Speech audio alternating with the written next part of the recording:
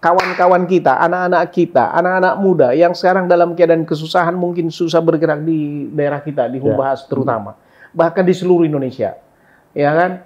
Apa pesan Lai kepada mereka supaya mereka bisa sukses seperti Lai? Jangan Lai makan enak sendiri, kesuksesannya harus berbagi Lai. Kalau di dada ini merah putih, di dada sebelah mungkin ada Humbahas. Itu bedanya tadi penotaris yang pengacara itu. Bahkan saya bilang kalau dia bertanya, karena orang banyak bertanya apa mau ditanya, karena yang mau ditanya juga tidak tahu. Iya. Saya buka apa pertanyaan dia. Iya. Oh ini kan artinya kan, oh iya benar Pak katanya gitu. Justru itu yang daya tariknya gitu loh, itu magnetnya gitu loh.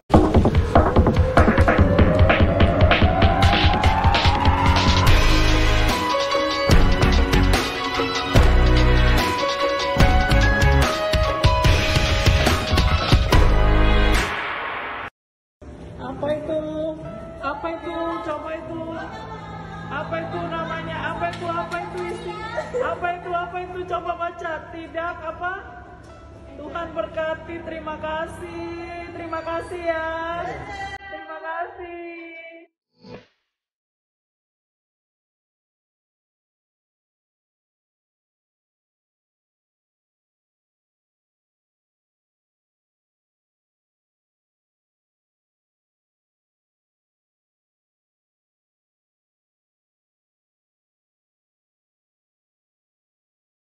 Kami sedang berada di ruang kerja Bapak Salmon Sihite, seorang notaris yang tadinya seorang advokat. Ada sesuatu yang menarik di sini. Ini yang kita mau coba berbagi kepada kawan-kawan semua. Aku mau berikan judulnya Dari Advokat ke Notaris. Oh. Dari advokat ke notaris. Ini ada sesuatu yang menurut saya di luar apa ini? Sesuatu hal yang menarik, hal yang jarang terjadi, ya. Tetapi kenyataannya ada begini. Tetapi sebelum ke situ, aku pengen kalau bisa coba cerita dulu. Bagaimana latar belakang keluarga, asalnya dari mana, dan keadaan ekonomi keluarga dulu. Seperti apa? Sebab saya mau melihat bagaimana bisa mencapai hal ini semua. Ini sesuatu yang extraordinary menurut saya. Silakan, Lai. Terima kasih buat Pak Limson Channel dan buat rekan-rekan pemirsa sekalian. Ini sangat tertantang nih, menarik juga ini untuk topiknya nih mau diangkat. Tapi sebenarnya awalnya saya akan ceritakan saya punya bibliografi saya itu kalau lahir dari Siantar, anak kebon sebenarnya. Iya. Orang tua dari PTP 8, Damanik lah. Asalnya pas petani lah, bukan seorang teknokrat atau buruh atau guru, enggak. Pada tahun 81, orang tua itu pensiun lah dari perkebunan PTP 8, sekarang PTP 4, dan kita kembali ke Bonapasogi Dulu Sanggul. Oh, Dulu Sanggul. Dulu Sanggul. Jadi saya itu lahir di Siantar, Sidamanik, dan SMP-nya kembali ke Dulu Sanggul. Dari perantauan kembali ke kampung halaman. Dulu Sanggul. Oke. Sama artinya kita kembali ke titik zero. Tapi kalau kita dari Siantar itu seolah-olah masuk kampung itu sangat bahagia sekali dengan keindahan alam itu di sana. SMP sampai kelas 1 saya SMA masih di sana, jadi SMA-nya udah di sini di Jakarta. Kalau dikatakan saya hidup itu adalah ibarat air mengalir, hanya Tuhan yang menunjukkan saya tinggal di mana atau di mana nanti saya berhenti, itu saya berserah kepada Tuhan. Oh, saya tidak punya cita-cita, saya tidak punya program. Karena memang anak miskin, anak petani. Tidak punya cita-cita, tidak punya program. Karena memang karena nggak bisa. Orang susah miskin ya. Iya. Pulang dari perantauan. Jadi kalau kita punya cita-cita, saya nanti untuk jadi pilot, berarti saya harus sekolah pilot. Iya. Saya punya program, saya nanti aku mendirikan ini, membuat ini, karena saya udah punya modal saya untuk melaksanakan program itu. Iya, kan gitu. Jadi saya selama ini hidup saya serahkan kepada Tuhan, itu aja intinya. Ya, air mengalir saja. Ibarat air mengalir. Saya SMA di sini, SMA, tamat SMA saya ikut abang saya dulu, ikutlah ya namanya di ikut keluarga. Sambil itu kurang lebih setelah tamat SMA saya 87, 91, 4 tahun, 3-4 tahun lah saya baru masuk kuliah. Selesai SMA, saya kerja lah gitu ya. Iya. Baru kuliah. Dengan posisi saya kuliah bukan disuruh kuliah. Saya posisi kuliah pada saat itu saya memang niat saya untuk pintar, ya, untuk kuliah, tapi apa daya duit nggak ada. Jadi saya dulu masih ingat itu kursus saya jurnalistik pers. Dulu masih di depan rumah sakit Mulia apa yang di Merdeka Barat. Baru saya ambil kursus komputer, ada ambil beberapa kursus lah saya ambil gitu ya. Ya. Tapi untuk sekolah saya, untuk kuliah saya belum, karena itu belum ada target untuk ke sana. Ya. Nah, ini dan gak ada dana lah ya? Gak ada dana. Saya punya uang pada saat itu 75.000. 75.000.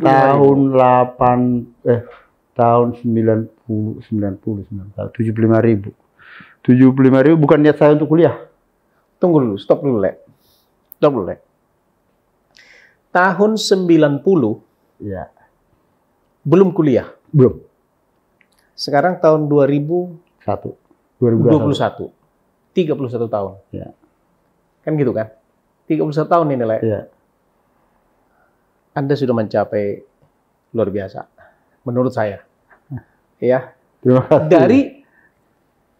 Dari sejak saat mau kuliah. Iya. Kan gitu kan? Ya. Niat saya bukan untuk kuliah. Saya beli formulir untuk ikut tes dulu pendaftaran di kebetulan salah satu universitas swasta di Jakarta, universitas yang agak terkenal juga. Beli formulir kalau nggak salah itu 35.000. Jadi 75.000 uang formulir. 75.000 uang, 35.000 buat beli formulir. Kalau boleh saya tahu 75.000 itu bagaimana mengumpulkannya itu, Le? Ceritanya itu saya kalau saya punya duit, kalau nggak beli formulir ikut tes atau apa, saya beli kemana aja, beli buku segala macam gitu. 40.000 saya ke Pasar Senen. Pasar Senen. Beli soal-soal, biasanya kan soal-soal UPTM segala macam itu tuh. Itu saya udah sebelum tes nih. Ini siapa tahu masih bisa gitu. Ya udah. Artinya saya kan tadi saya bilang saya bukannya untuk kuliah. Saya mencoba apakah saya masih bisa. Kan gitu. Saya serahkan semua kepada Tuhan. Pas tes, saya ngambil fakultas hukum pada saat itu, saya lolos. Dengan seleksi itu banyak gitu ya. Saya salah satu lolos. Setelah lolos, saya berhenti di situ. Wah, ternyata saya masih ada sisa-sisa yang saya baca itu kan gitu. Bukannya tujuan untuk kuliah. Tuhan udah menunjukkan saya memang harus hidup di sini kan gitu. Akhirnya ada satu pengusaha ya di Mangga 2, dia bilang, karena saya juga dulu kan udah sering ngurus-ngurus perizinan segala macam, dunia kontraktor saya itu udah mulai familiar lah ya. Nah, dia bilang lah, Salmon, kamu bisa nggak urus saya pindahan perusahaan dari Papua atau apa tuh, dari timur sana ada 2 perusahaan. Wah, saya pikir bisa, itu kerjaan saya, padahal saya tidak pernah kerjain. Bisa dulu. Gitu. Berapa biaya? Oke, untuk fix ini biaya nanti akan saya laporkan, bos. Oke, saya koordinasi dulu. Pagi saya ditelepon, sore saya udah carilah bagaimana ngurus ini segala macam. Sore saya hubungin dengan biaya, kalau nggak salah dulu saya minta biaya itu 16 juta. 16 juta. Pada saat itu 16 juta. Dan untuk mengurus yang 2 itu hanya 8 juta. Hebat. Tapi bagaimana caranya katanya? Udah, saya bisa kerjain, hanya perlu data ini. Saya beresin semua dan kasih DP 50%. Ya. Deal. Saya dikasih DP 50, langsung saya kasih untuk pendaftaran kuliah. Hebat. Setengah saya kasih, yang setengah lagi udah bisa ngurus kan gitu kan. Iya, betul. Ya, kita kerjakan itu. Wah, dari situlah saya kira sebenarnya itu yang cikal bakal saya kuliah sambil saya kerja sama abang. Makanya Tuhan itu udah menunjukkan pada saat kerja sama abang dulu, saya almarhum, saya ada pekerjaan di jasa, kita agak mulailah berjalan. Exciting gitu. ya? Exciting semua berjalan. Oke. Saya juga ngurusin perusahaan ini clear, bahkan saya sampai dipakai juga saya sebagai staff freelance sama dia untuk ngurus segala sesuatu gitu. Kenapa Lai memilih Fakultas Hukum? Nah, satu sini. Saya lebih tertarik dulu sebenarnya di teknik sipil karena saya eksakta.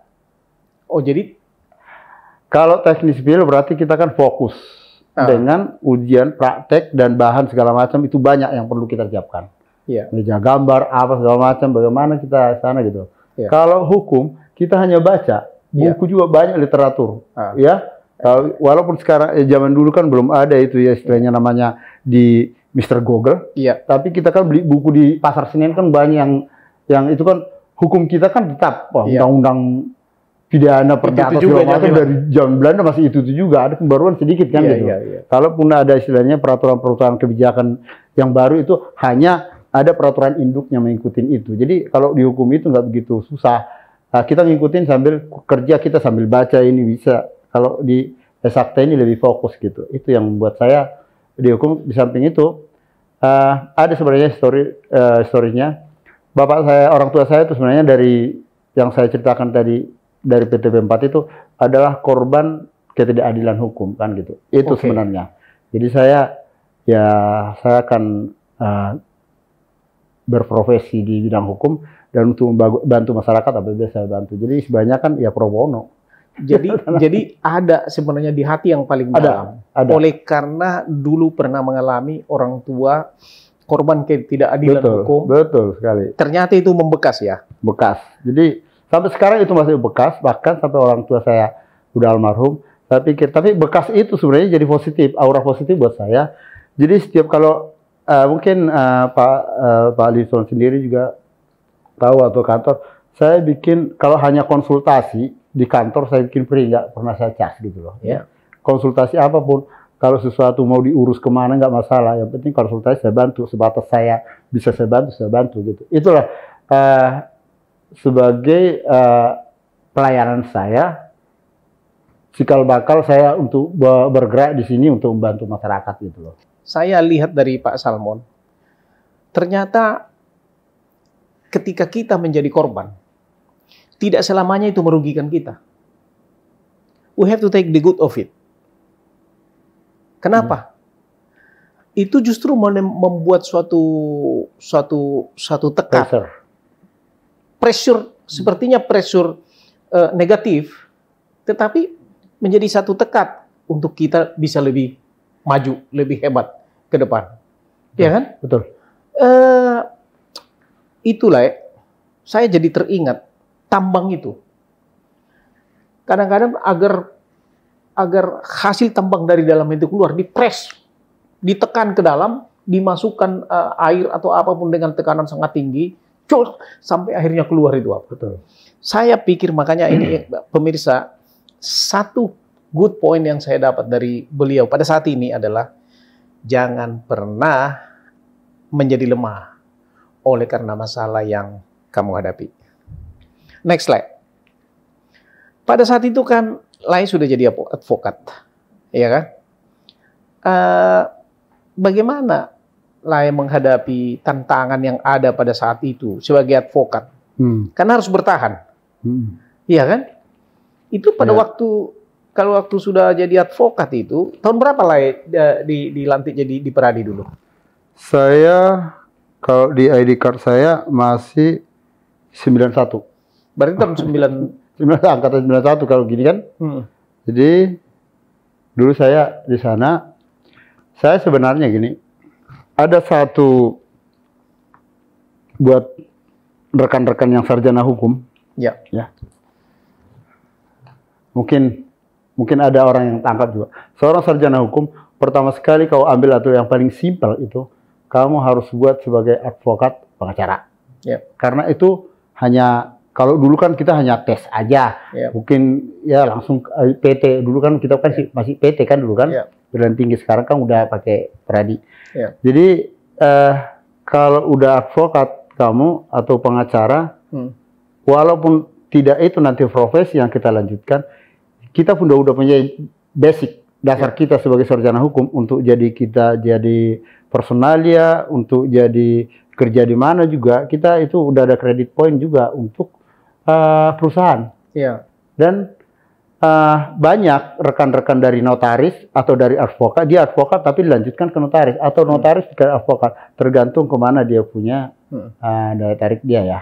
Kalau saya dulu memang di dunia pengacara dulu, sama rekan saya sama ada Ara Tobing itu, sama dia udah meninggal dia baru-baru ini, kira-kira 2 tahun yang lalu lah. Itulah teman saya yang punya kesan bahwa saya bilang sama mereka, memang kalau kita itu sarjana hukum harus basic, kita harus ada lawyer. Mungkin Pak Liso sendiri juga merasakan dulu kan, ambil kan itu kan. Dulu kan saya bilang ambil, ya Pak Limso sebagai dosen hukum, tapi nggak punya advokat license-nya, license-nya nggak ada. Sebenarnya setelah udah diambil itu ada kredit point. Jadi kita juga udah membuka wacana, membuat lebar-lebar kita komunikasi kita, mau jadi apa juga bisa kita gitu. Betul. Jadi memang apalagi pada waktu zaman-zaman kita, untuk lolos dari pradi itu bukannya kaleng-kaleng. It's very difficult. Iya kan? Betul. Orang 3 kali, 4 kali ujian kok sulit sekali. Maka saya luar biasa lah, hebat pada sih langsung lulus. Nah, ini pesan kepada rekan-rekan orang yang baru lulus atau sedang kuliah di Fakultas Hukum. Artinya selesai sarjana itu bukan sudah selesai gitu ya. You harus punya license yang jelas untuk apa? Ibaratnya baru pintu terbuka. Itu gitu. Baru pintu terbuka. Untuk apa kamu? Harus jelas orientasinya. Mau jadi lawyers kah? Atau mau jadi hakim kah? Atau mau jadi yang lain-lain? Tetapi harus jelas. Jangan sampai hanya lulus sarjana hukum, ijazahnya selesai, ijazahnya selebar apa, dianggap sudah selesai kan? Wah, itu bukan akhir. Itu bukan akhir. Dan itu akan membuat kita justru tidak berhasil. Begitu ya, Lea. Nah, sekarang begini. Dulunya Anda kan seorang advokat, ya kan? Seorang advokat. Sekarang menjadi notaris. Nah, saya mau dapat judgement apa yang melatar belakangi ini kok menjadi berpindah profesi dari advokat, ambil kuliah lagi menjadi notaris. Ya kan? Apa yang mendasari ini? Bahwa hidup saya ini ibarat air mengalir, Tuhan yang menentukan saya.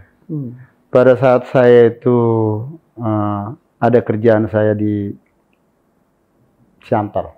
Di Pematang Siantar? Pematang Siantar itu ada daerah itu, salah satu case itu. Kebetulan saya koordinasi dari Babes, ditugaskan dulu waktu almarhum Sitopul. Baru saya koordinasi dengan di Poldasu untuk membantulah sama waktu Pak Ara Tobing itu. Saya kasusnya kasus ya masyarakat juga, ya kan. Saya di situ sambil saya pelajari, aduh ini makan waktu nih. Disitulah saya sambil ambil kuliah, saya notaris di USU.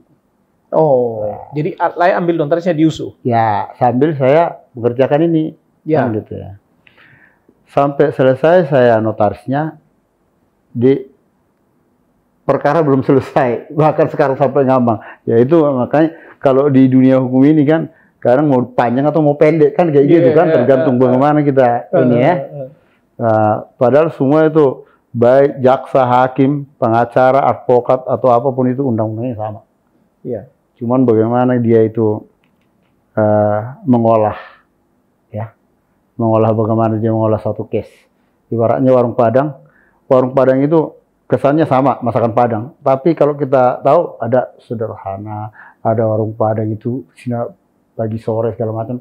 Tapi ada warung Padang juga yang hanya khusus, wah ini yang paling enak nih. Karena sama-sama warung Padang. Gitu ya. Yang itu juga seorang sarjana hukum kan, ya tetap kalau kita mengolah, ya bukunya itu juga. Iya, betul. Seorang betul. sarjana hukum berdebat itu pakai undang-undang. Ya yang lain juga undang-undang sama. Bukunya sama. Buku yang sama juga kan kayak gitu. Cuman bagaimana dia mengolah tadi. Tapi menarik Pak Salmon. Pak Salmon sedang bekerja di Medan. Ya. Dalam menyelesaikan suatu masalah hukum di sana. Ya kan? Tapi menggunakan waktu untuk kuliah notaris di Medan. Ya. Artinya ini kan saya melihat di sini ada curiosity di dalam diri.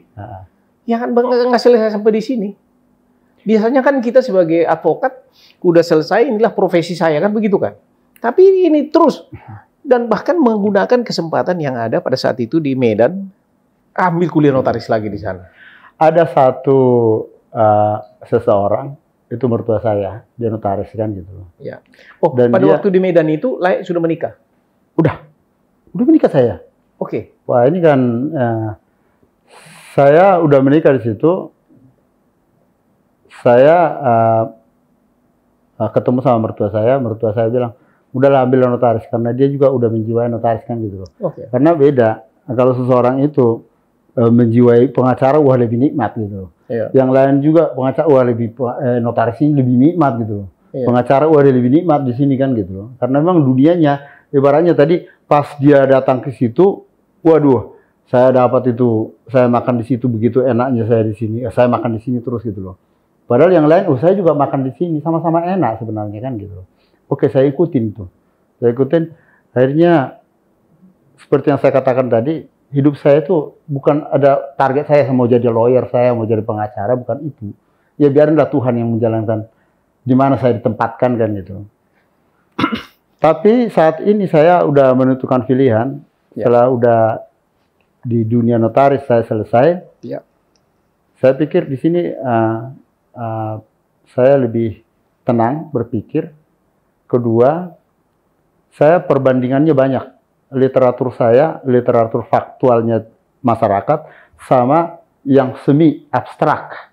Kalau kita dalam menyalahkan suatu persoalan, tidak ada kepastian hukum yang menyatakan, oh ya siap, bahwa perkara Anda yang menang. Anda benar. Walaupun itu sebenarnya secara real, nyata, itu dia sebenarnya korban. Tapi pasti Anda menang. Belum tentu menang.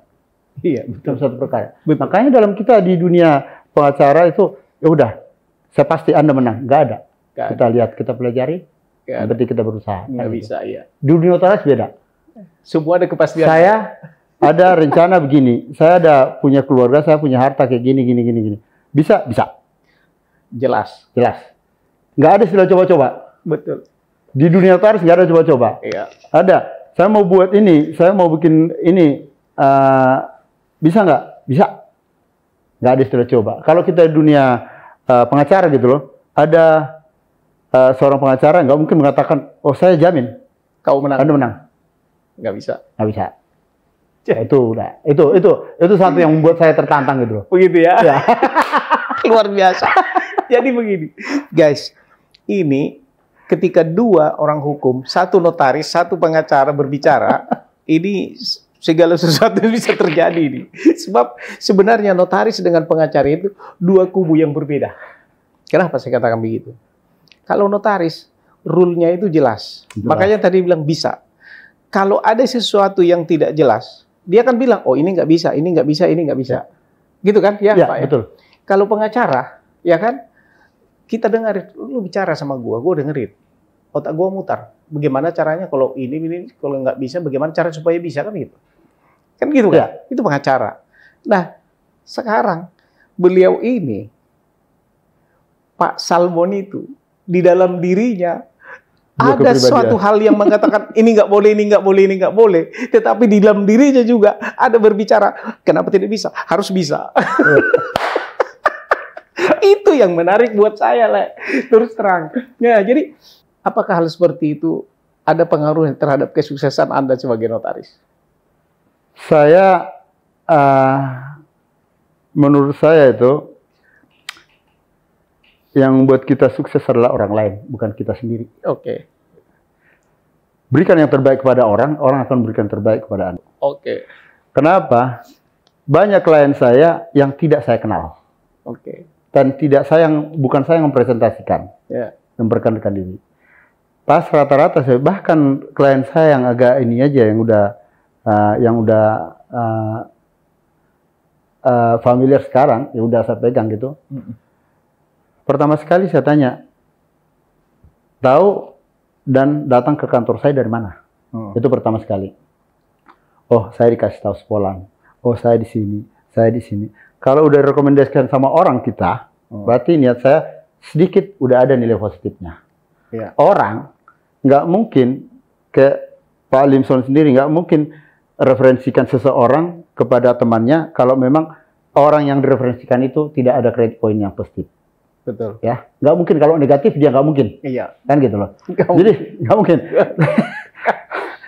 Bahkan kalau dia negatif, saya kan dengar oh jangan di situ bahaya. Kan gitu kan.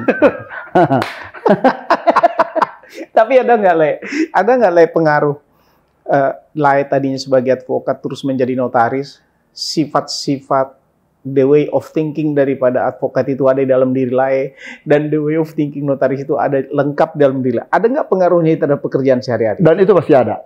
Itu pasti ada. Cuman dalam artian gini, untuk melegalkan suatu dokumen atau seorang itu bisa, bukannya ilegal loh untuk melegalkan itu. Contohnya nih, satu contoh ya. Seorang keluarga udah punya anak, contohnya keturunan.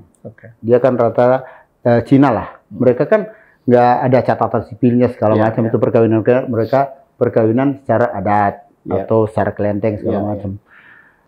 Ini suatu saat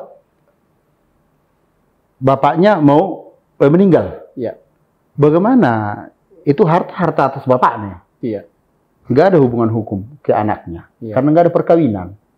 Nah, gitu. Cuma dari awal kita udah start. Kalau kayak gitu berarti ada itu kan biasanya kan anak ini kan anak yang diakui. Bikin di pengakuan, legalkan dulu. Itu cara pikir advokat ya? Ya. Itu dilegalkan dulu gitu. Betul. Biar saya artinya legalitas dia bisa nanti saya tuangkan dalam satu pembagian waris, kan gitu. Kembali ke notaris kan gitu ya? Kembali ke notaris kan gitu. Benar. itu yang saya bilang. Kadang yang tidak ada, tapi kita legalkan dulu. Bukan melegalkan ini bukan ilegal, cara ilegal. Gitu. Untuk melegalkan suatu dokumen ini bukan secara ilegal. Tetap itulah dasarnya nih, legalitasnya kita buatlah suatu akte notaril yang autentik tadi. Itu salah satu contohnya. Mungkin antara sisi notaris menurut saya, antara notaris dengan pengacara itu harus bermitra, bukan konflik. Jadi dalam diri lain sudah ada mitranya lagi. Itu harus mitra. Karena apa? Rata-rata saya punya rekan, baik kurator, baik pengacara segala macam itu. Kalau menurut saya mereka ini advokat ini atau pengacara ini itulah pasukan tempur. Dia berperang. Betul. Setelah dapat harta rampasan itu mau dikemanain? Bagaimana kita mau menjual ini? Kan gitu kan? Harus ada legal kan gitu. Itu adalah ibaratnya harta ini udah dapat, kita udah buat segala macam, tapi menjual, bagaimana legalitas kita menjual? Bisa nggak berdasarkan perkara ini bisa kita jual? Nggak bisa. Nggak bisa juga, nggak bisa. Itu hartanya itu harus telusuri dulu. Harta itu peroleh dari mana, kan gitu. Betul. Kita bikin notarilnya. Jadi you have started from the end. Itu kehebatan. Itu yang membuat sebenarnya. Tapi ketika lawyer itu bicara di konsepnya di lain sudah ada ya. Udah ada. Artinya apapun yang dibuat sebenarnya udah ada. Guys, orang-orang muda, lawyer muda, ya, ini lengkapi diri Anda. Aku kaget satu kali, Le. Anak saya bilang sama saya, dia kan lawyer, ya kan? Saya bilang sama saya, Pak, aku mau ambil notariat. Di mana? Di UPH, kan gitu kan? Kenapa ambil UPH? Kenapa ambil notariat? Aku pikir-pikir waktu itu jangan-jangan mau pengen Soalnya ada notaris, kan? lirik putrinya Pak Salmon ini. Mau notaris. Tapi Kan ada, udah selesai kan? udah. Tapi sayangnya udah. Selesai. Ya. Tapi dia bilang sama saya, Pak, as a lawyer, dia bilang, yes, I do, dia bilang, I am a lawyer. Tetapi ada pekerjaan, ada pengetahuan yang harus dilengkapi oleh seorang lawyer tentang kenotariatan supaya lengkap. Ya aku pikir, wah, benar juga ini orang, ya kan? Ya makanya saya lihat, Lae hebat. Jadi ketika Anda berpikir kenotariatan mengurus satu urusan notaris, tetapi segi legalnya yang lain Lae sudah kuasai. Jadi lengkapi pada lawyer muda, lengkapi diri Anda dengan kenotariatan ini. Ya. Saya rekomendasikan nggak kepada orang-orang muda, advokat muda supaya menambah pengetahuannya di bidang kenotariatan? Saya kalau untuk lawyer mungkin seperti yang tadi, Ya. rata-rata pengacaranya udah dinikmatin. Ya. Jadi ada satu benteng itu seolah-olah udah lawyer dia, Ya. udah ambil lah notaris kan gitu. Ya. Wah, notaris mahal. Dia lagi 2 tahun ini, apalagi sekarang kan untuk seorang notaris itu kan ada magang di BPN, kalau zaman kita kan enggak. Keluar kita dari sana, magang kita 2 tahun itu keluar rekomendasi baru tes. Kalau sekarang begitu sulitnya. Sulit. Ada kode etiknya segala macam banyak lah untuk notaris. Tapi buat saya bukan di kertasnya itu yang mengandalkan kita itu berhasil. Begitu ya. Ilmunya itu yang kita ambil. Saya bukan hanya bermodalkan kertas, ilmunya itu. Saya tetap belajar. Konsep saya adalah konsep belajar. Ya.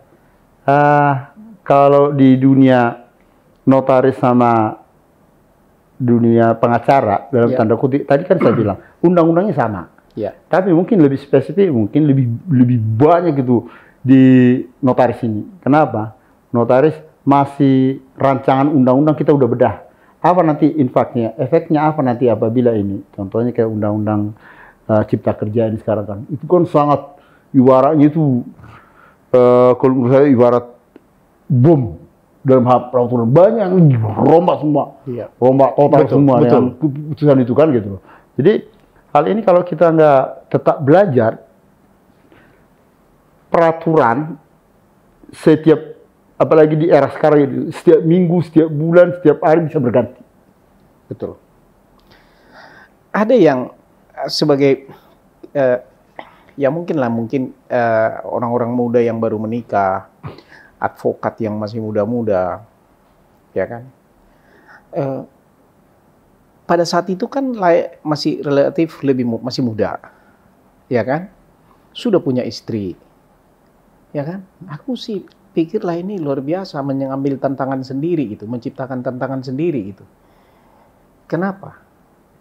Sudah jadi lawyer, punya tanggungan keluarga, mau beralih profesi, itu kan risiko, lah. Betul. Ya kan? Satu, risiko ke finansial. Yang kedua, apakah istri bisa terima? Ya kan? Ini pada keluarga-keluarga muda ini perlu nilai. Keluarga-keluarga advokat muda ini perlu bagaimana ini mereka melihat ini. Istri bisa terima atau mendukung atau marah-marah. Kau belajar melulu, kau habis duit melulu kau. Ini satu pertanyaan menarik ini. Apalagi untuk generasi-generasi muda yang sekarang. Iya. Apalagi dalam perkawinan muda itu, antara kedua belah pihak belum mengeluarkan kartu as masing-masing. Artinya, walaupun mungkin si laki-laki atau perempuan sudah ada yang dia udah satu profesi kerja jadi staf atau dalam satu kantor, itu kan ada titik jenuh. Iya. Bisa dia beralih profesi. Si suami begitu juga gitu loh. Titik jenuh dalam hal kehidupan itu kan ada. Makanya pindah ke sana. Belum tentu kalau menurut kita setelah pindah apakah lebih bagus? Nggak ada jaminan. Kau pindah ke sana lebih bagus, nggak ada jaminan. Untuk kembali lagi itu diterima atau tidak nggak ada jaminan. Betul. Konsep saya tadi biarlah seperti air mengalir, saya bilang kayak gitu. Tapi dalam arti kita harus, apalagi suami istri, kita harus saling mendukung. Cuman pada saat kita mau mengambil satu profesi yang lain di luar membuka yang baru, peluang yang baru, kita harus berdebat dengan dan berargumentasi apa alasan kamu, bagaimana risikonya, kita ambil risiko yang paling ekstrim, yang paling sulit gitu loh. Seandainya begini gimana? Ya udah kita ambil zero, kita marah lagi. Itu kan udah ada backup kan gitu. Nah, jadi kalau laki-laki biasanya ini laki-laki. Kalau saya prinsip, kalau untuk urusan kaya urusan laki-laki, tapi urusan makan urusan ibu-ibu gitu loh. Tapi kadang laki-laki jangan terlena. Dia nggak kaya-kaya, urusan dapur juga tetap jadi ibu.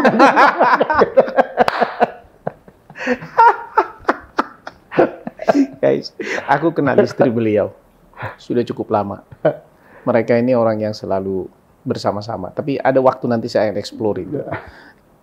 Lae adalah orang yang pertama, salah satu yang pertama menjadi korban COVID. Ya kan? Korban COVID. Pionirnya. Ya. Aku ingat itu, Le.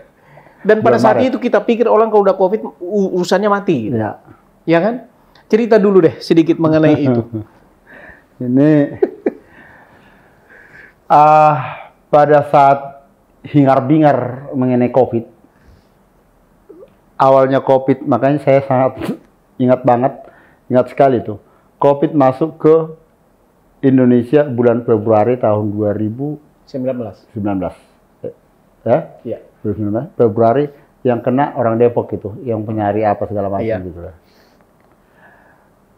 Udah itu langsung, beritanya langsung heboh. Iya. Bulan Maret udah mulai ada pembatasan. Iya. Bulan Maret tanggal 16 Maret lah 2019. Saya kebetulan lembur kerja malam sampai nggak makan saya siang. Saya ke Bekasi. Bekasi saya melayat karena saya dulu ketua SITE. Oke, ketua marga SITE. Kan. Jadi otomatis tanggung jawab moral kita. Pulang dari kantor dari Tangerang ke Bekasi lagi gitu loh. Saya udah sebentar dulu lah. Pak Salmon ini dia ketua SITE adat. Di gereja dia aktif. Bernyanyi, penyetua gereja. Di notaris aktif. Waduh. Diborong semua nih. Nyanyi juga dia. Nanti saya mau tunjukkan lagu karangan dia. Luar biasa ini. Ya, ini sesuatu yang menarik. Lanjut lah. Oke. Jadi saya lanjutkan ya. Bulan tanggal 16 Maret itu saya langsung ke Depok, pas melayat di situ. Saya udah wanti-wanti kalau nanti di sana kita makan, jangan kita makan di tempat itu karena suasana sekarang lagi udah kondusif untuk ketemu sama orang gitu loh. Akhirnya kita carilah makan itu ada di ruko, pas mau dapat wah ini ruko ini kayaknya bagus nih. Jadi saking laparnya udah saya makan. Nyonya pada saat itu dilihat kayaknya nggak steril ini makanannya. Udah saya hanya makan apa dia kan. Saya langsung makan aja saya. Nggak ada lagi saya hantam aja gitu. Seperti biasa lah bilang. Biasa lah ya mungkin anak jalanan gitu ya. Pas masuk di situ, 3 hari setelah pulang dari situ, saya kan nggak makan lagi pada saat di tempat orang meninggal. Saya pulang dari situ, sekitar 3-4 hari, saya meriang. Tiap sore panas banget gitu loh. Ini, menggigil terus sampai panasnya tinggi. Ini nggak benar nih. Tanggal 23, saya ke rumah sakit PIK. Pas di situ karena panas, udah diimpus aja udah diimpus pada saat itu. Saya diimpus, kasih paracetamol itu, ya turun, udah bawa pulang aja lah. Saya pulang, kira-kira besoknya begitu lagi sampai tanggal 26, saya udah klimaks lagi, tanggal 26 saya berangkat ke sana. Kebetulan ketemu sama dokternya dulu gak? Okay. Ya, kebetulan sama dokternya, udah gini aja Bapak di ini aja, di scan. Ya, scan ini segala macam itu. Jadi udah langsung pikirannya ke COVID? Saya belum COVID. Bukan. Iya, tapi dokter udah langsung minta scan? Ya, takut istilahnya ada penyakit yang lain kan gitu. Oke. Dilihat, Hasil scan di situ karena dia dokter umum, jadi oke nanti sama dokter spesialis ya katanya. Pas saya diimpus lagi di situ sembuh. Saya bilang, dok saya opnam aja saya. Cuman karena udah ada rasa takut, saya minta ruangan yang agak yang VIP lah sendiri VIP lah, ya. gitu kan. Rumah sakit udah mulai kosong pada saat itu, nggak ada. Nggak ada yang VIP kan? Nggak ada yang berani masuk. Ada kelas 3. Ya, nggak ada yang berani masuk lagi ke Nggak ada masuk lagi rumah sakit. Habis itu saya disuruh pulang. Nanti kalau udah ada, saya telepon bapak. Saya kasih nomor telepon saya. Nanti kalau udah ada saya mau opnam aja. Kira-kira tanggal 31 Maret itu saya ditelepon, Pak ini masuk. Oh udahlah, kebetulan saya udah ini banget juga di sana saya bilang. Pas saya masuk situ langsung saya opnam, hasilnya keluar langsung ke bagian internasional lihat, waduh ini penyakit tipes ini udah kanas ini katanya. Kenapa dibiarkan kayak gini? Udah gitu spesialisnya. Ya, saya kan dari dokter umum begini saya bilang kayak gitu. Udah langsung di scan lagi, baru kan mandi usge habis di scan. Di scan tanggal 31 di scan jam 7 malam. Pas jam setengah 12 keluar hasilnya. Dokter ketok. Nyonya masih ada, udah tidur di situ. Saya lihat dokternya, udah kayak astronot. Aduh, udah nggak iya lagi nih gue pikir. Di situ udah langsung down saya. Saya nggak bisa lagi. Saya bilang, Pak, ini hasilnya udah keluar nih. Udah sama istri saya aja saya bilang. Saya udah aneh nih. Jadi saya bangun istri saya. Mereka bilang, wah dari ini hasilnya sih udah banyak di sini yang putih-putih soalnya. Jadi udah kena positif kena penyakit yang sekarang katanya gitu. Istri bilang, dari mana bawa jamin? Itu kan biasa, suami kalian bekas perokok. Siapa tahu dia mungkin karena perokok apa segala macam, mungkin karena itu. Enggak, ini udah positif, kita nggak bisa bertangani. Jadi rekomendasi mereka udah pasti, ini udah kena. Nah, saya disuruh pilihan, apakah mau ke rumah sakit rujukan atau di sini. Di sini kebetulan ada katanya gitu. Akhirnya saya nggak bisa berlawan lagi, udah saya di sini. Nah gitu. Karena penyakit tipes gitu loh. Kalau saya nanti ke sana rujukan, berarti mereka tuh fokus sudah karena COVID. Nah gitu. Pas di sana di rumah sakit saya diisolasi langsung. Saya lengkap semua dokumennya nih. Diisolasi lagi, isolasi mandiri. Wah, pada saat diisolasi itulah saya menganggap saya itu udah menuju yang lahat. Udah menuju satu, media juga masih bertebaran hoax. Iya. Yang katanya ini mati karena kopi, udah pakai alat berat, yang adalah dibakar lah segala macam, ini segala macam itu. Ya, begitu ngerinya. Dulu kalau masih ingat dulu kalau istilahnya musim bodil, pagi-pagi ayam sama masih banyak itu sore itu baginya udah bertebaran semua udah mati gitu. Apakah manusia ini akan mengalahkan itu kan itu. Pas dikasih obat, pisah lah. Setelah pisah, saya tadinya dari ruang VIP lantai 7, lantai 5 ini yang untuk isolasi katanya. Perpisahan saya mungkin ini sama istri saya. Istri saya dia tegar. Udah kamu tenang, nggak apa-apa, sembuh kak, nggak ada itu penyakitnya itu segala macam. Tapi setelah itu istri saya cerita bahwa dia udah nangis terus gitu loh. Memang itu karena dia kejadian. Jadi inilah titik mungkin akhir nanti pertemuan. Sampai di rumah anak saya juga udah banyak yang nangis, sampai istri juga udah banyak yang ini banyak kesedihan itu. Udah akhirnya saya di rumah sakit udah kayak saya nggak tahu merasakan lagi karena tipes ini dihantam lagi dengan informasi yang negatif tadi, hoax tadi udah tambah hancur lah kita. Padahal cuma pengobatan tipes, pengobatan COVID lah, itu segala macam. Itu dihantam lah semua. Ya, puji Tuhan, kira-kira hari ke-6 atau ke-7, saya udah merasakan makanan. Saya udah merasakan makan. Saya paksa olahraga. Tunjukkan pada dokter bahwa saya udah sembuh. Saya paksa olahraga di rumah sakit itu. Kita kan hanya lewat sini, ruang-ruang ini. Udah, disitulah saya berpikir, ini saya udah mati, udah ini segala macam, saya mau bagi dulu sama orang. Saya buatlah satu lagu istilahnya teguran melalui COVID gitu. Oh.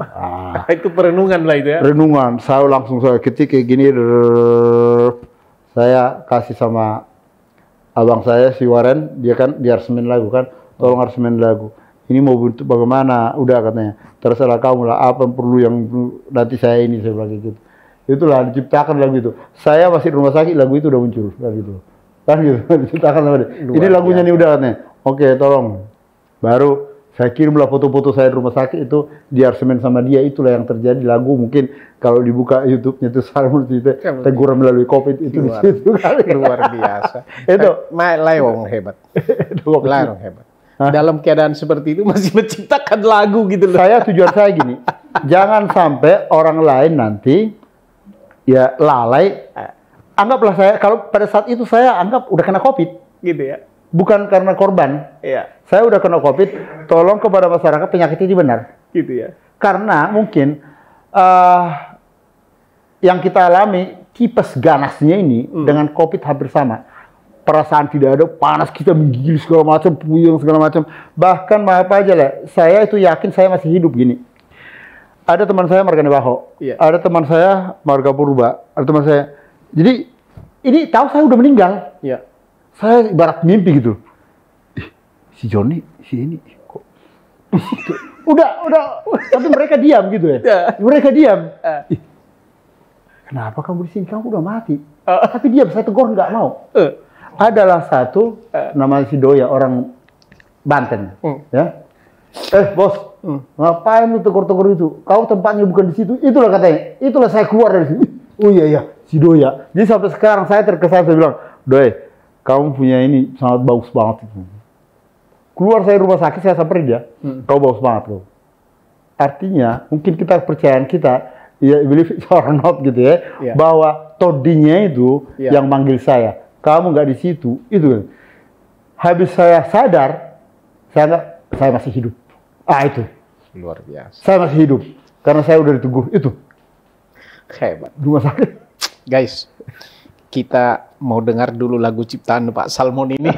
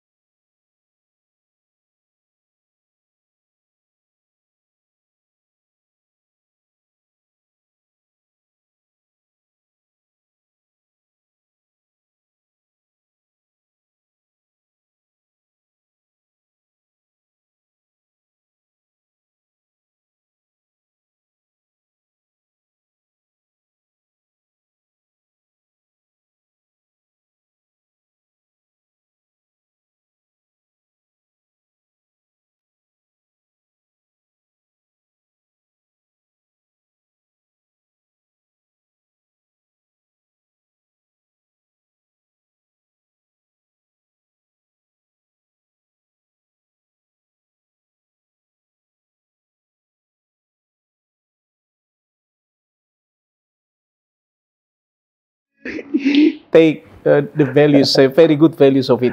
Ya, kenapa saya tanya tadi mengenai COVID ini, Pak Salmon? Ya. Ya, pandemik COVID-19 ini menyebabkan hampir semua sektor usaha babak belur. Di dalam kepengacaraan juga banyak kawan-kawan yang tadinya nama masih tergantung turun. Di profesi lain juga saya lihat begitu. Turun plang ya. Turun plang. Tetapi saya melihat selama COVID ini sama sekali tidak terpengaruh. Gitu. Tidak, malah kayaknya ini lebih maju saya kira akhir-akhir ini. Dan aku sudah cek, tidak ada memberhentikan karyawan. Tidak. Luar biasa. Dan pakai dukun apa di situ? Atau jurus pencak silat apa yang lakukan ini semua? Dukun saya banyak. Dukun saya yang paling mujarab adalah mitra saya. Mitra ya? Itu yang saya bilang tadi. Okay. Anda maju itu karena mitra Anda. Ya. Tahun 2018 sudah ada. Yang 2018 ini memang agak banyak yang proses beresin itu. Komplit. Jadi melibatkan, dan ini adalah kepentingan masyarakat luas sendiri. Okay. Saya mengangkat masyarakat dari salah satu dokumen yang adalah satu perusahaan, tapi saya beresin, mereka tuh udah beli satu lahan itulah, kan gitu ya. Saya beresin itu artinya kepentingan ini kepentingan masyarakat, secara de facto itu udah milik mereka, secara de jure enggak, karena ada masalah hukum, itu yang saya beresin itu. Ya mungkin itu sampai ya lumayan lah ya. Itu yang saya kerjakan. Kedua, di zaman pandemi sekarang mungkin 70% seperti yang dikatakan Pak Linson udah banyak yang gulung tikar. Iya. 30% banyak juga yang bangkit.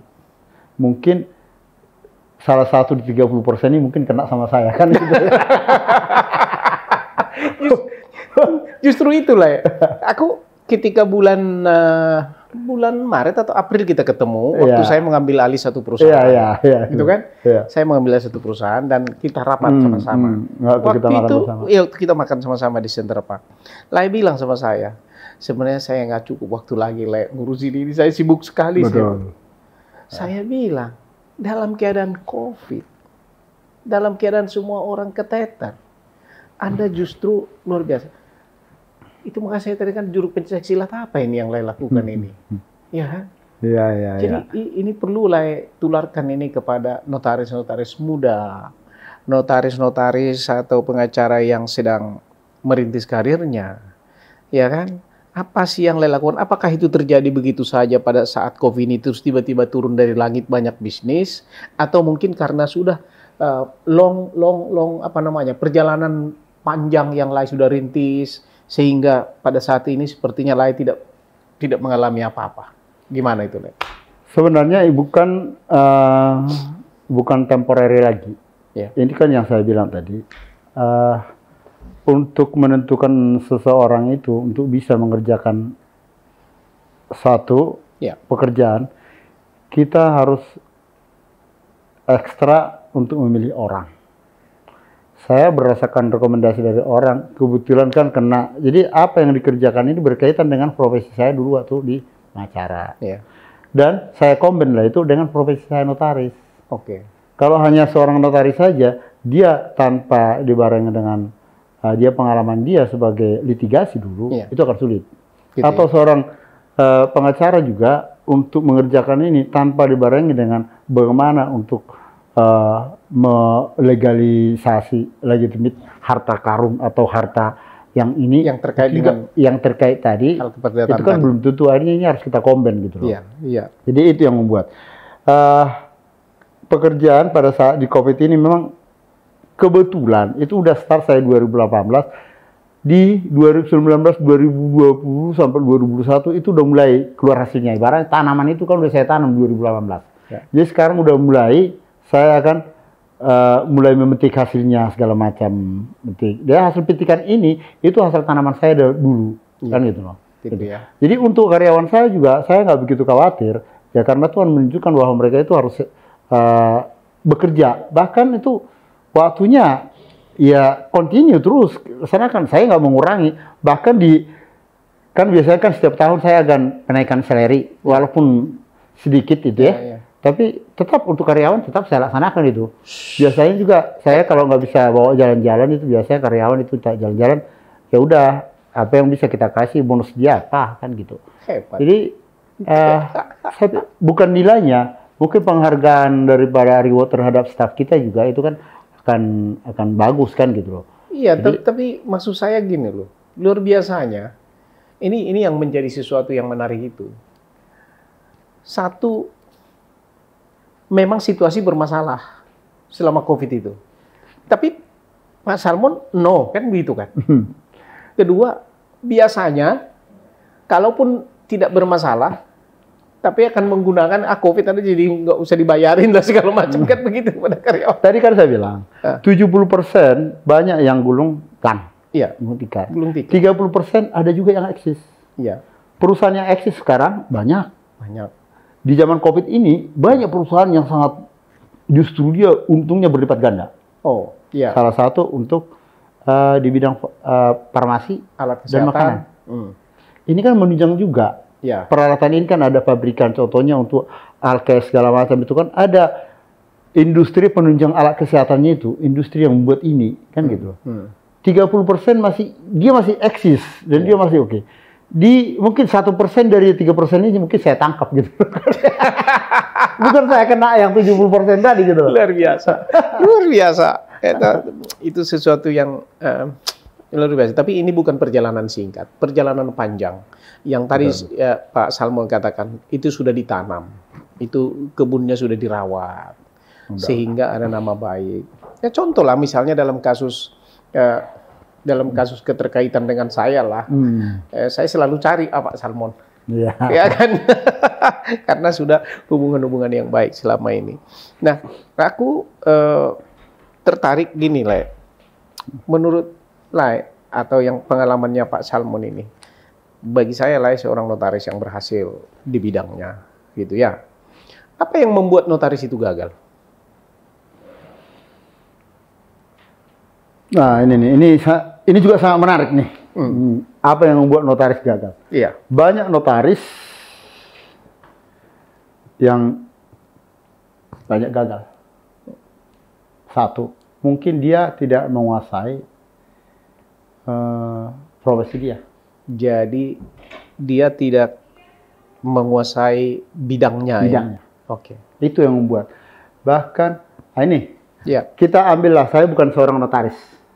Saya pergi seorang notaris. Ya.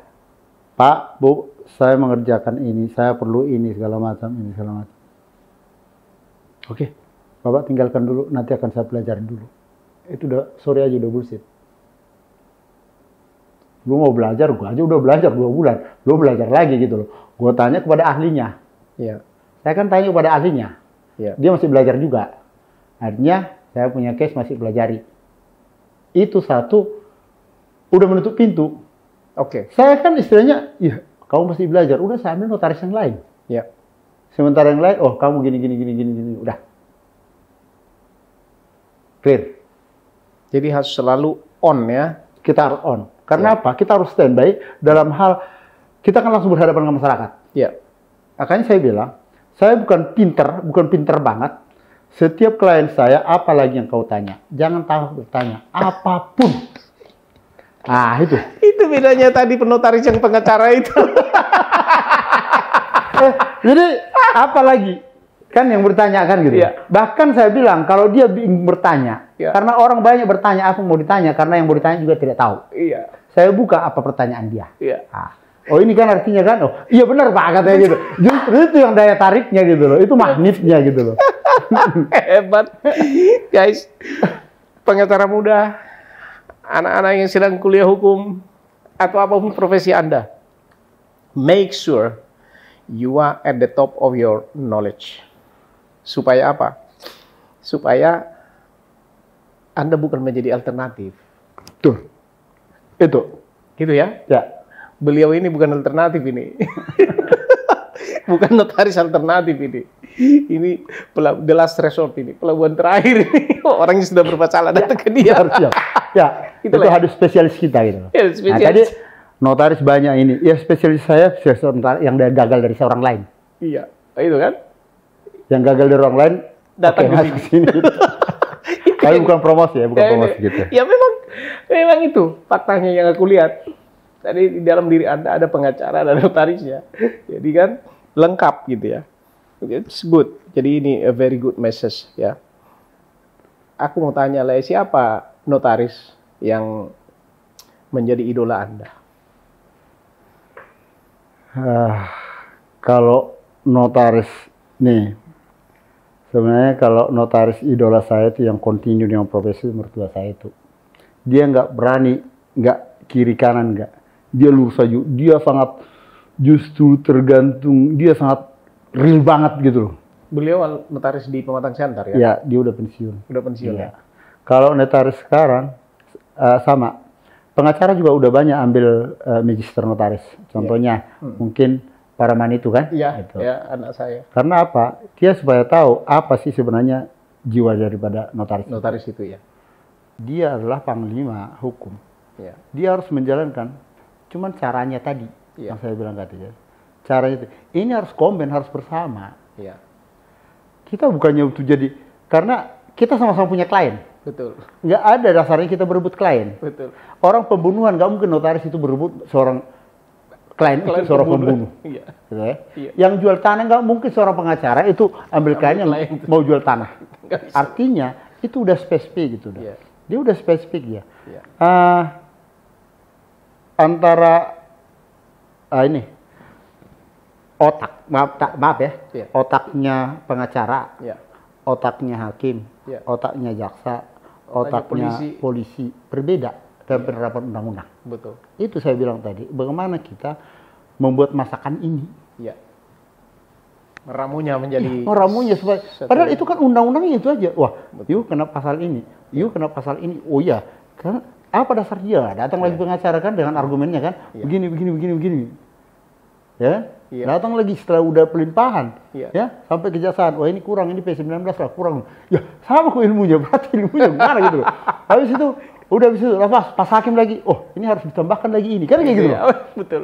Kan gitu kan? Iya, betul. Artinya harus lebih menyempurnakan lagi kan gitu. Betul.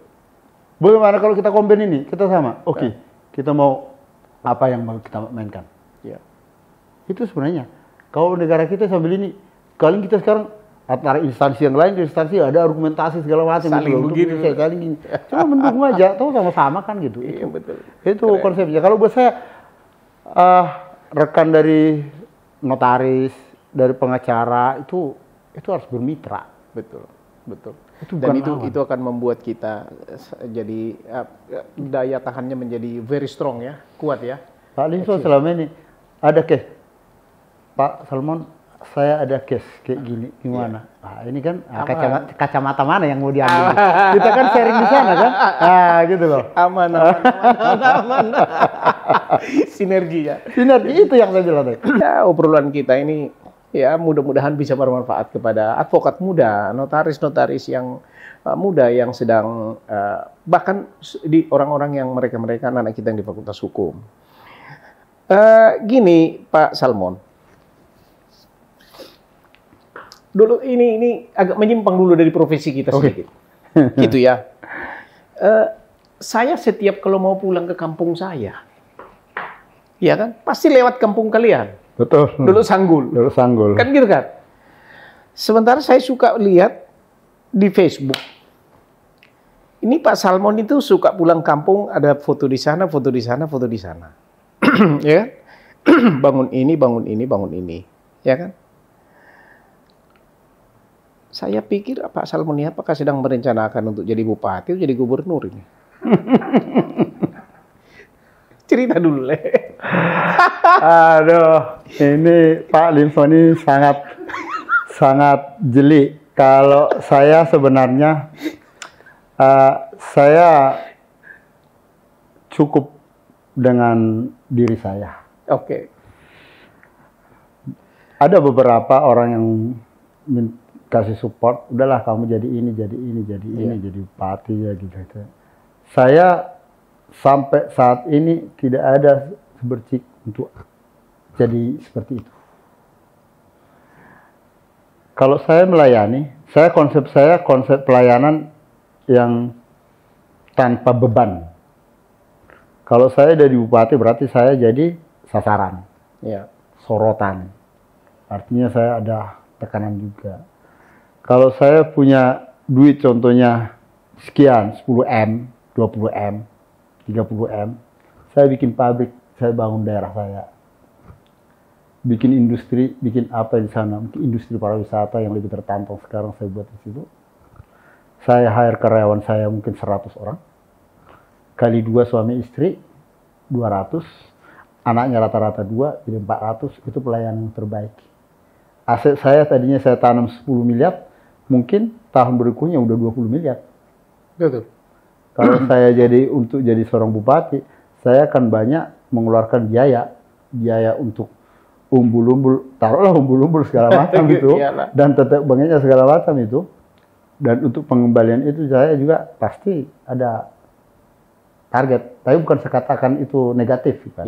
Karena itu adalah merupakan satu langkah untuk mencapai di sana. Betul. Ya kan? Dan itu nggak mungkin dipungkiri. Dan kebetulan kepribadian untuk gaya gitu saya tidak ada. Saya cukup di sana.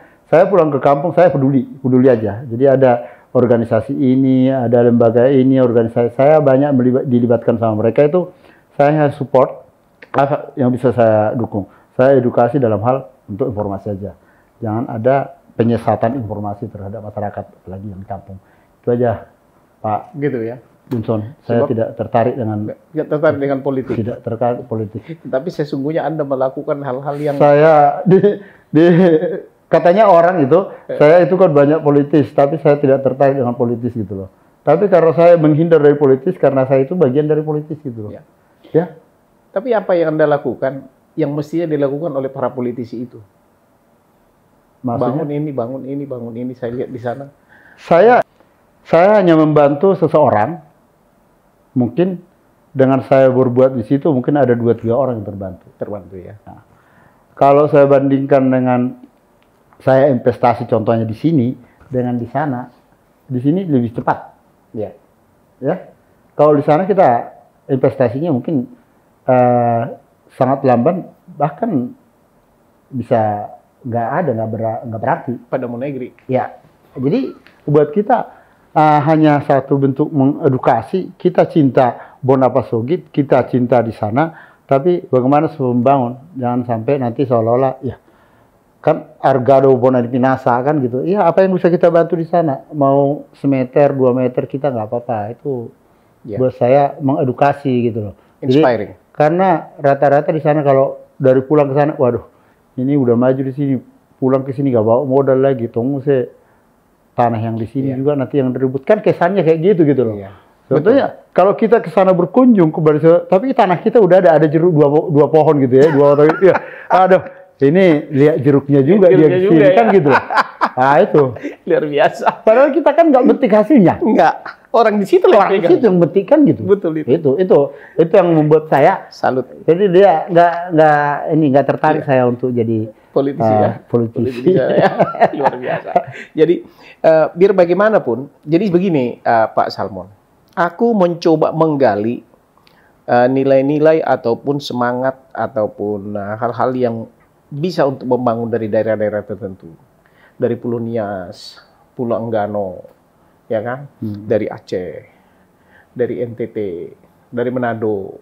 Ya aku lagi gencar ini. Ini sedang nanti hari Minggu besok dari Manado ini, dari satu pedalaman dari Manado saya explore. Ada dari Pulau Seram, ya kan, sedang nunggu ini semua ini. Bahkan dari Papua. Ya kan, nunggu ini. Dari kemarin dari Kuningan, ya kan, kita explore terus ini. Dari Tasikmalaya, saya pengen, come on, wake up gitu loh. Nah, sekarang terkait dengan itu, tidak asal kebetulan nih, saya cari Lae. Lae benar-benar berasa at the center, at the very heart of Humbahas. Ya kan? Apa ini pesan Lae kepada anak-anak muda di Humbahas ini? Karena Lae kan produk daripada minusnya Humbahas. Saya mau risih hutang, Lae. Lae juga dari miskin. Kan gitu kan? Betul. And then kita mungkin datang ke Jawa ini berenang silat Sunda lah. Tapi di sini bisa membuat komunitas sendiri. Kan gitu kan, luar biasa. Pesan lain kepada kawan-kawan kita, anak-anak muda yang sekarang dalam keadaan kesusahan, mungkin susah bergerak di daerah kita, di Humbahas terutama, bahkan di seluruh Indonesia, ya kan? Apa pesan lain kepada mereka supaya mereka bisa sukses seperti lain? Jangan lain makan enak sendiri, kesuksesannya harus berbagi lah pikiran ini paling tidak. Ada bisa aja nih. Kalau di Humbahas mungkin ibaratnya kalau di dada ini merah putih, di dada sebelah mungkin ada Humbahasnya. Gitu. Luar biasa. Di merah putih ini ada Humbahasnya kan. Gitu. Dengan di Humbahas ini sebenarnya sekarang jadi sorotan terutama nasional ya. Iya. Di situ dengan peranan salah satu putra daerah juga itu dalam konteks positif dia banyak memajukan di sana. Didukung dengan pemerintahan kita sekarang itu khususnya Sumatera Utara. Iya. Umumnya Sumatera Utara, khususnya Tapanuli Humbahas itu sangat-sangat luar biasa. Iya. Ya. Termasuk rekan-rekan kita dari daerah Kalimantan, Sulawesi segala macam itu banyak dengan pembangunan sekarang. Yang perlu kita soroti adalah di Humbahas, terutama untuk proyek food estate ini akan banyak di situ membutuhkan skill, SDM, juga rasa simpati, empati terhadap pembangunan. Jangan hanya gontok-gontokan saja. Ya. Change the paradigm ya. Yes. Jadi kita harus saling mendukung. Untuk anak muda sekarang ini yang salah satu mungkin sekarang kan ada hotel, kalau nggak salah hotel bintang 5 di situ yang dia bangun. Yang kebetulan dibangun sama putra daerah juga. Dan saya tahu sendiri itu kita si Duma Samosir itu. Anaknya di situ dikasih kepercayaan. Saya dengar anaknya lulusan Amerika sendiri dikasih kepercayaan untuk mengelola di sana. Supaya bangun itu. Iya. Kita bayangkan dari punya pendidikan dari Amerika sana, dia ditempatkan di situ untuk memajukan Humbahas. Berarti ada di situ berlian bukan emas lagi, yang perlu diasah. Anak-anak muda harus ikut mengasah berlian-berlian yang ada di sana. Anak-anak muda harus ikut berpartisipasi, mengkritisi dalam konteks positif. Kita bisa kritis, tapi kita juga kasih solusi. Saya sangat tertarik di Humbang, bahkan sampai ada satu tempat di situ anak saya sendiri, setiap saya ada mungkin jalan-jalan ke sana kemari, pertama sekali ke Humbang dulu, karena anak saya gitu. Kita jalan ke sana, nggak boleh. Saya harus ke kampung dulu. Minimal lihat opung atau lihat kampung sana. Tujuan saya sebenarnya walaupun mereka itu tidak begitu dijiwain sekali, tapi harus tertanam. Pas saya buka, ini sekarang udah bagus loh di sana loh. Ini sekarang udah bagus sekarang.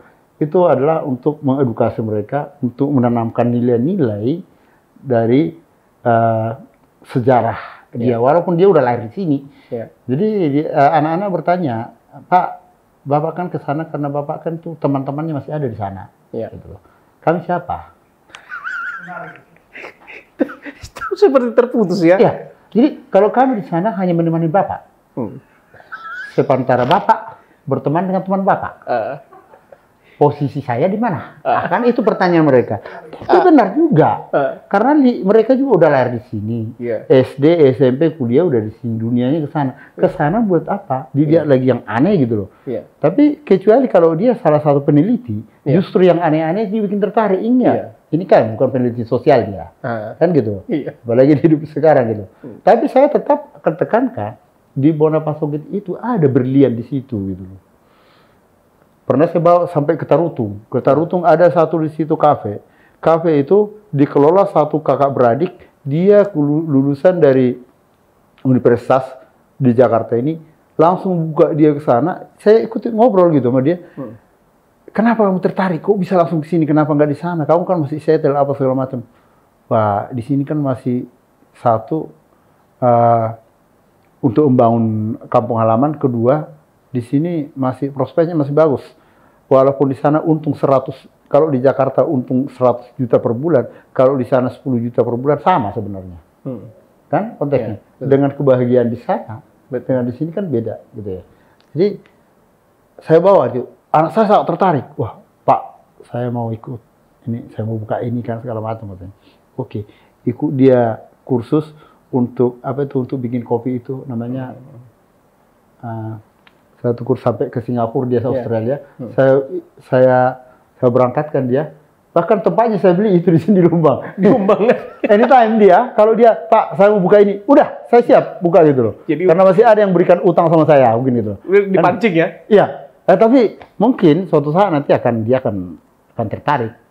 Saya taruh di situ, lama-kelamaan dilihat. Wah, kemarin saya buka, wah, hotel di sana udah mau grand opening, bagus banget, cakep ya katanya. Kelihatannya putra saya mau jadi notaris nanti di sana lah. Di tempat yang lain sudah beli. Jadi kalau ini satu contohnya.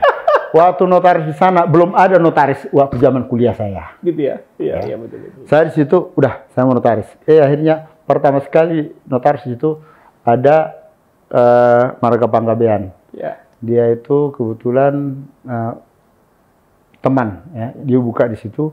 Akhirnya ada lagi Marga, banyak sekarang notaris itu. Dia di situ, dia lebih sukses sama notaris yang ada di Jakarta.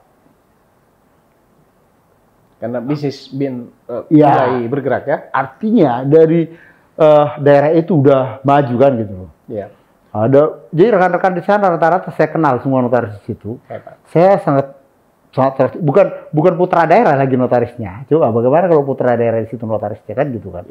Ya mungkin akan lebih tertarik gitu, lebih tertantang gitu loh. Itu memajukan itu. Jadi guys, anak-anak muda yang ada di Humbahas, mudah-mudahan ini kita mau coba nanti usahakan sebar ke daerah kita Humbahas. It is the time for you to change the paradigms. Bahwa di daerah itu tadi Pak Salmon bilang di situ banyak berlian-berlian yang harus dikerjakan. Ya, berlian-berlian yang harus digali, kan gitu kan? Nah, oleh sebab tidak lagi waktunya untuk datang harus kemana-mana. Dan saya sangat senang pemerintah kita yang sekarang, Pak Jokowi itu luar biasa memberikan perhatian juga ke semua Indonesia, termasuk di daerah kita, termasuk food yang sudah diresmikan di sana itu, ya kan? Nah, waktunya kita untuk berbuat sesuatu. So do something, my friend, terutama karena anak muda di Humbahas. Tidak ada yang menghalangi Anda untuk bisa berhasil seperti Pak Salmon ini. Kemiskinan tidak bisa menghalangi Anda. Dan tekanan justru akan membawa Anda untuk apa? Maju. Itu pesan saya kepada anak-anak muda di Humbahas. Mungkin ada hal lain yang ingin sampaikan kepada kawan-kawan kita pemirsa. Terima kasih untuk semua pemirsa. Saya punya filosofi hidup. Dan satu, orang gagal itu bukan karena bodoh. Orang gagal bukan karena bodoh. Orang gagal itu karena malas. Karena malas. Ya. Dan untuk malas ini sangat banyak. Malas membaca, malas bekerja, tidak ringan tangan. Ya, artinya dia itu pas dia udah selesai sekolah kuliah, jangan anggap Anda itu udah close, udah puncak. Selesai. Padahal itu baru gerbang pertama, baru pintu buka. Ibaratnya kau baru masuk buka pintu, posisi sepatu, sendal, topi posisinya di mana nggak tahu. Baru say hello ya. Baru say hello. Tapi kegagalan orang pada saat dia buka pintu dianggap dia udah berhasil. Karena dia tidak tahu. Itu yang membuat orang gagal. Untuk notaris sama pengacara muda, jangan tereuforia dengan selembar kertas. Ya. Dan belajar. Karena penemuan hukum, aturan itu setiap hari, setiap minggu, setiap bulan itu bertambah. Sekarang kita bicara, ternyata nggak sesuai pembicaraan kita karena ada aturan baru. Artinya kita harus upgrade terus dia punya ilmu. Ya. Mantap, sukses. Terima kasih Pak. sudah banyak kita ngobrol dan God bless my brother. Thank you. Salam Hukas. Salam, Bos.